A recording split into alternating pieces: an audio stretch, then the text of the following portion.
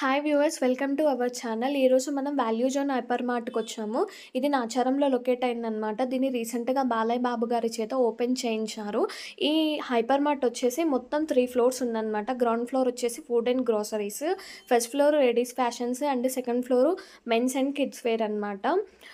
ఇక్కడ స్పెషల్‌గా చెప్పాలి అనుకుంటే మనకిక్కడ లేడీస్‌కి శారీస్ అండ్ సిల్వర్ జ్యువెలరీ కూడా ఇందులో ఇంక్లూడ్ చేశారనమాట.